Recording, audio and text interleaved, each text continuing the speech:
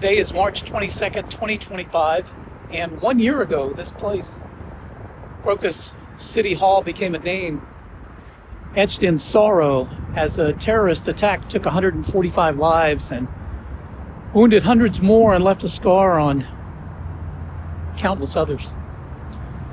Today, I'm here to remember the fallen and to remember those who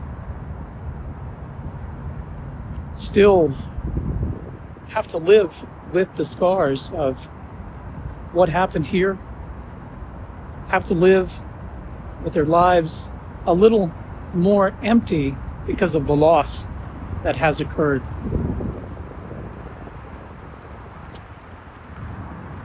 My name is Eddie. I used to be a law enforcement officer way back in the day, back in Texas. And I've seen my share of mass casualty events before, worked them, lived them, and even now, standing here, I feel that familiar weight creeping back.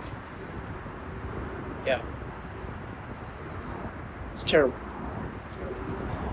As I stand here, there are literally hundreds of people walking in to pay their respects, deliver flowers.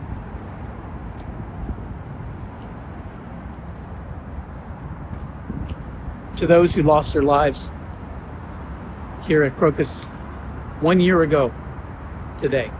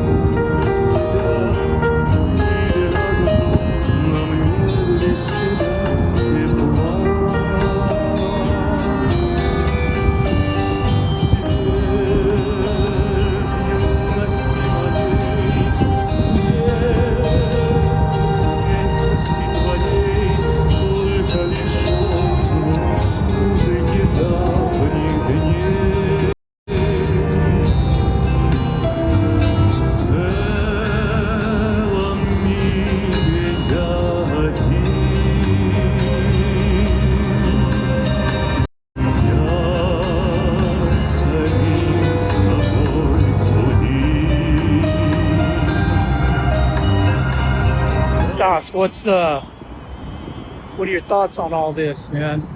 Well, I hope the people in the CIA and MI6 that were responsible for setting this up with the SBU rot in hell, because they more than deserve it. There's 145 people killed between gunfire and the fire that they set. One guy was taken down, just as down memory lane. One guy was taken down by his would-be victims. The other three made a run for it. They were stopped in Bryansk Oblast near the Ukrainian front, but the Ukrainians were trying to punch a hole through to let them in. So these guys weren't too smart. They didn't scrub their phones. They got the handlers, all the communication with their handlers. There were 19 other people that were involved and arrested. Different cells, they were providing them weapons, intelligence, and so on. So, yeah, Newland hackling that she's got asymmetric warfare for Russia. That's what asymmetric warfare is, terrorism. U.S. and England are sponsors of terrorism. And there's nothing else to say. And this is exactly what I was talking about earlier when I was on camera.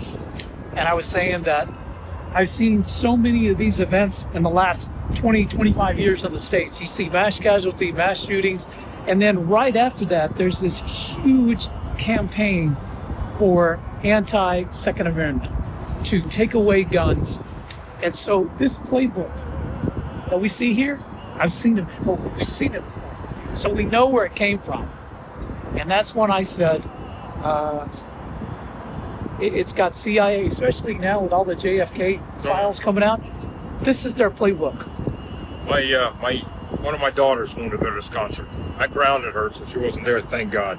And then the 15-year-old daughter of one of my friends was working there. The only thing that saved her life was she was transferred from reception to the third floor to help seat people.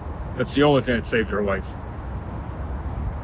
Crazy. So, when the U.S. and the UK, through its proxies, can't win on a battlefield, they move over into murdering civilians. Nothing new. Disgusting and sickening. That's what your taxpayer dollars pay for. Yeah, I realize that this video is not a happy video. It's not a cheerful video. It's not intended to be so in any way, because there's no way to paint this as a pretty picture. There's no way to do it. But it's sad that in the last 20 years in the US, things like this happened all too often, happen all the time. All the time. School shootings, mass shootings. And then right after that, right after the mass shooting, there's this huge propaganda campaign to ban weapons. Have you noticed that? Have you noticed that? Kind of has a coordinated feeling about it.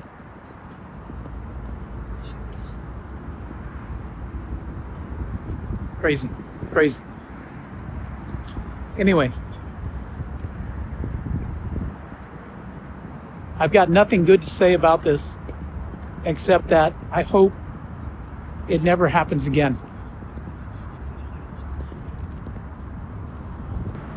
I'll just leave you with that. If you made it this far in the video, thanks for watching. Share it with your friends. Share it with your family. Many don't know what happened here. They don't understand. The West doesn't talk about this. That's your job. Pass it on. Okay.